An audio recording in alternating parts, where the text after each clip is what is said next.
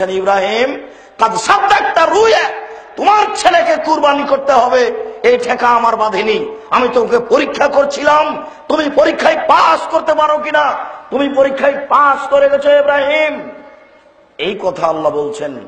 এইটুকু বিবরণ পেশ করে আমি যা বলতে চেয়েছি সেটা হলো এই যে একটু আগে তার স্ত্রী বললেন যে মানুষজন তো নেই নেই ঘাস পাতাও নেই। একটু পরে স্বামী বললেন যে আমার পরিবারের কিছু অংশকে মরুভূমিতে রেখে দিলাম, মানুষজন নেই ঘাস পাতাও নেই। তাহলে এই মরুভূমিতে মুসাফির মানুষ 3 দিন 300 উট কোরবানি করলেন, এটা হয় কি করে যেখানে মানুষই নাই সেখানে? আশ্চর্য, এটা হয় কি করে? ও মুফাসসির সাহেব, এইভাবে তাফসির করছেন কেন? আপনার তাফসির রাজশাহী চাঁপাইনবাবগঞ্জের ভাষাতে বেখাপ্পা, একেবারে মিলে না। হয় কি করে? মানুষে নাই তো 300 উট আসলো কি করে? তার উপরন্ত তিনি মুসাফির মানুষ, বাড়ি ঘরই নেই। 100 উট কি এইখানে আছে নাকি? কেউ যে ভাবে না, কেউ যে একটু ধর্মের উপরে চিন্তা করে না। সবাই যে খাচ্ছে, পায়খানা করছে, দিন কাটাচ্ছে, কেউ যে চিন্তা ভাবনা করে না। অবাক, এটা হয় কি করে? আবার মুফাসসির সাহেব বলছেন যে কুরবানি হচ্ছে না কেন? লোহা লাগিয়ে দেওয়া হয়েছে ছুরির নিচে, তাই। আরে আশ্চর্য, ছুরির নিচে লোহা লাগানো হবে কেন? আল্লাহ বলে দিয়েছেন ছুরিকে, ছুরি তুমি কাটবে না, বাস। কিয়ামত পর্যন্ত ঘষটালে আর হবে না, আল্লাহ বলে দিয়েছেন।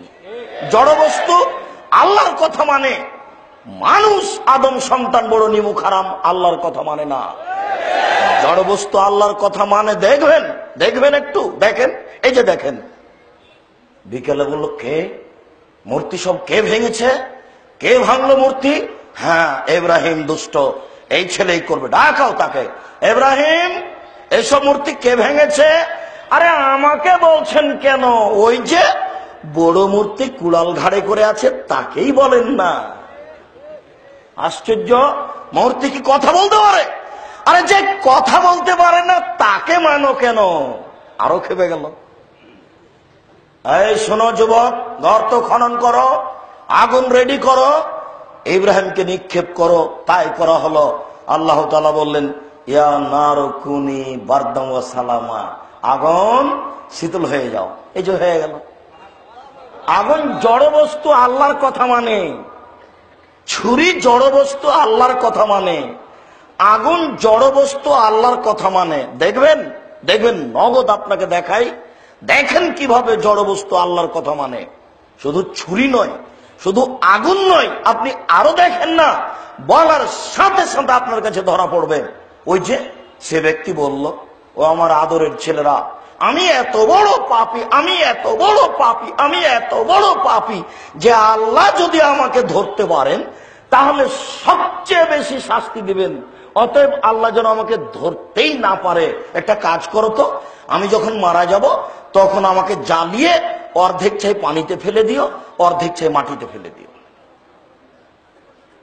বাপ মারা গেলে ছেলেরা তাই করলো, ছাই মাটিতে পানিতে ফেলে দিল। এখন আল্লাহ বলছেন মাটি যে ছাইগুলি জমা করে দাও, পানি যে ছাইগুলি জমা করে দাও। এ দেখেন জড় বস্তু কথা শোনে। আমি মনে হয় বুঝাতে পারছি না। আদম সন্তান বড় নিমুখ হারাম, কথা মানে না। একটু এখনই দেখাবো, তারপরে আলোচনা ইনশাআল্লাহ। দেখেন জড় বস্তু কথা শুনে কিভাবে। দেখুন, আপনাকে আমি নগদ দেখাচ্ছি। এই যে দেখেন, একজন লোক তীরে 99 জন মানুষকে হত্যা করেছেন, 99 জন। তারপরে খুঁজছে বাঁচার পথ কি আছে।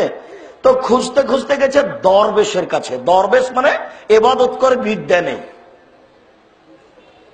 এখন গিয়ে বলছে যে ভাই আমি তো 99 জন লোককে হত্যা করেছি, বাঁচার পথ। তো দরবেশ তো আর আল্লাহকে চিনে না, এমনিতেই সুবহানাল্লাহ বলে। এখনো বলছেন না না এটা হলো নাকি, 99 জন লোককে হত্যা করার পরে আবার বাঁচার পথ। তখন লোকটা বলছে এখন হলোই না, তখন তোমাকে রেখে কি হবে, তাকে 100 জন এখন বাঁচার পথ। ওই যে গ্রামে একজন আলেম আছে, যান, যাওয়ার প্রস্তুতি নিতেই সময় শেষ, লাশ পড়ে আছে। জাহান্নাম এবং জান্নাতের ফেরেশতা এসে হইচই শুরু করেছে, কে নিয়ে যাবে। আল্লাহ বলছেন আরে থামো থামো থামো থামো, মেপে দেখো না এই গ্রাম থেকে কতটুকু গেছে আর কতটুকু আছে, লাশ তো ওখানেই পড়ে আছে। মারতে লাগিয়ে আল্লাহ ওই গ্রামকে বলছেন যে গ্রামের দিকে যাচ্ছিল, এই গ্রাম তাকার রবি আগে আসো। যে গ্রাম থেকে যাচ্ছিল তাকে আল্লাহ বলছেন এই গ্রাম তাবাদি সরো সরো, পিছনে সরো। সরে গেল, মেপে দেখা গেল অর্ধ হাত বেশি হয়ে গেছে।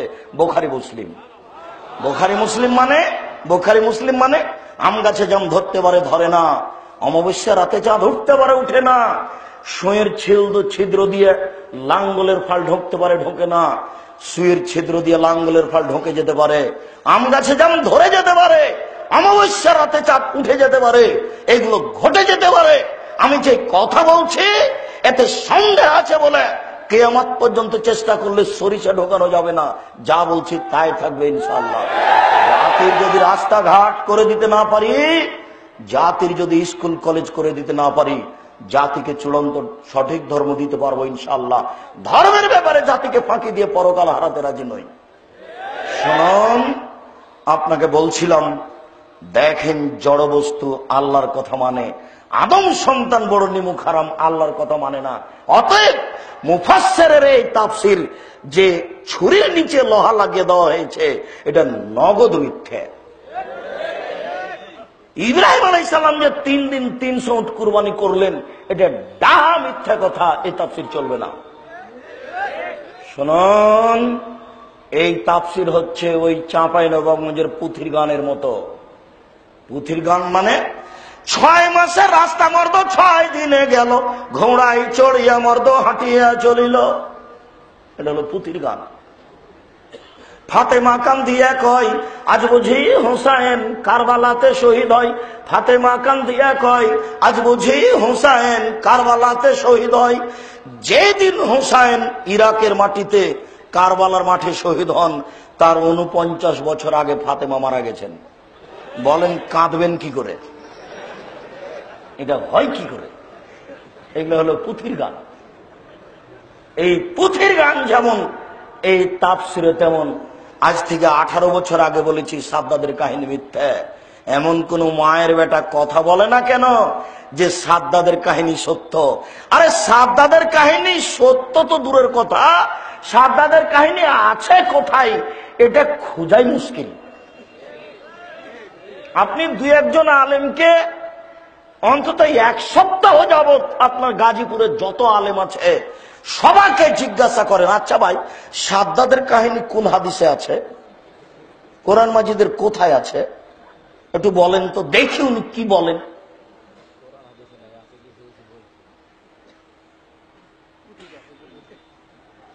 শুনুন, মিথ্যা তাফসীর আছে, সূচনায় এতটুক বলে গেলাম মাত্র। বলছিলাম আদম সন্তান বড় নিমুখ হারাম, আল্লাহর কথা মানে না, জড় বস্তু মানে। দেখি সূচনা